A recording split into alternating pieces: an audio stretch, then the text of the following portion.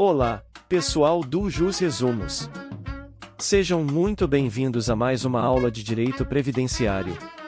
Hoje, vamos continuar nossa análise das contribuições sociais patronais, mergulhando no detalhe do RAT, Riscos Ambientais do Trabalho, também conhecido como SAT, Seguro contra Acidente de Trabalho, e o impacto do FAP, Fator Acidentário de Prevenção.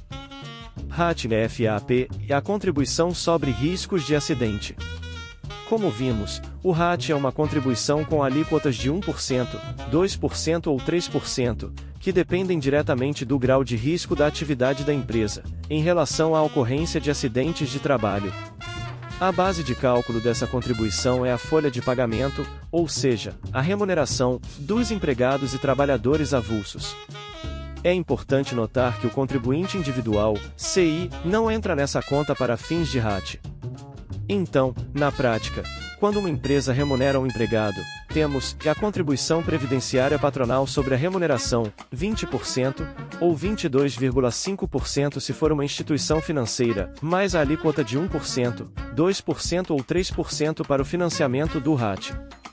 Se a remuneração fosse para um contribuinte individual, haveria apenas os 20%, sem a contribuição para o RAT. Determinação do grau de risco e a CNAE. Onde encontramos o grau de risco da atividade da empresa? Essa informação não está na lei ordinária. Ela se encontra no Regulamento da Previdência Social, aprovado pelo Decreto Federal 3048 de 1999, mais especificamente em seu anexo 5º. O anexo 5º faz referência à CNAE, Classificação Nacional por Atividade Econômica. É a partir da sua CNAE principal que a empresa se enquadra em um dos graus de risco.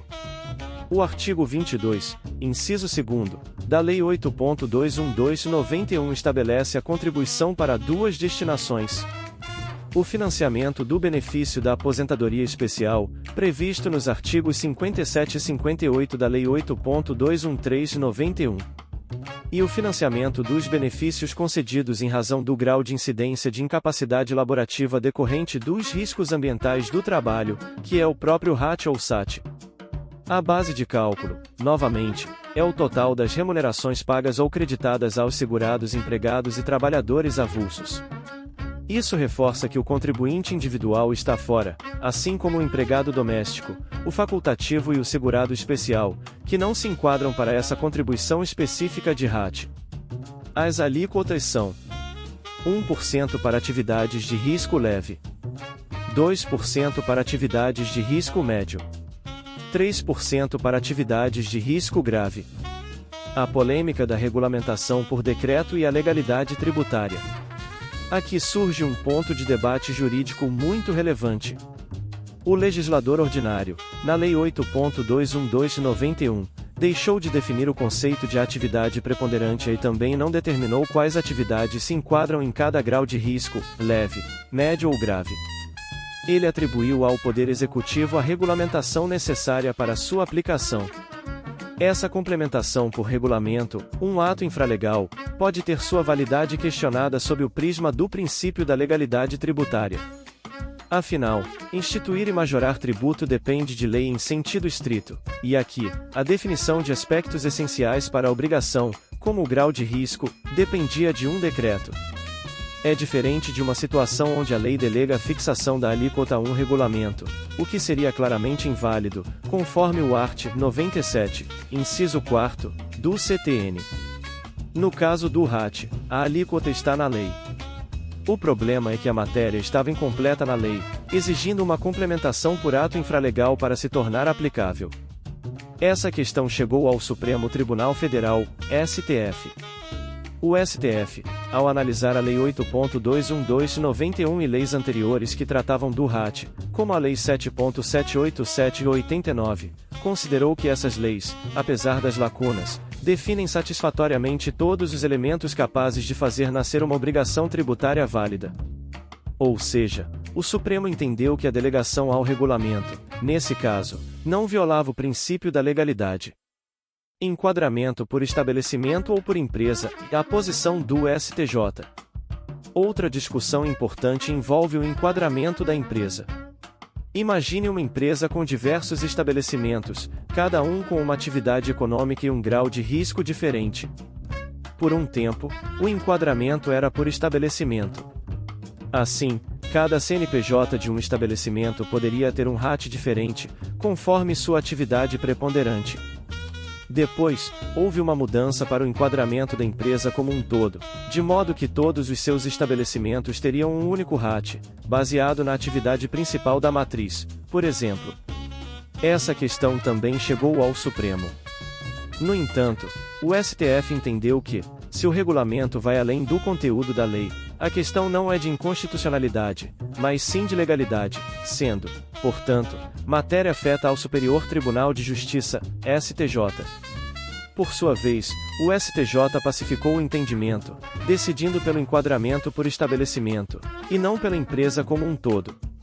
Isso está cristalizado na súmula 351 do STJ.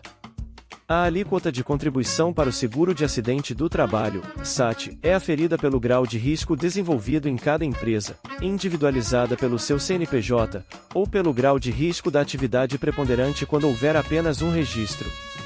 Quando a súmula fala em cada empresa, ela se refere a cada CNPJ completo da empresa, que geralmente corresponde a um estabelecimento. Da teoria à prática, o parecer da PGFN.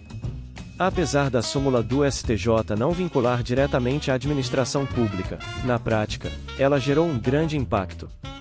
Contribuintes que eram autuados pela fiscalização da Receita Federal, que seguia o regulamento que previa o enquadramento por empresa como um todo, conseguiam reverter essas cobranças na via judicial, com base na súmula 351.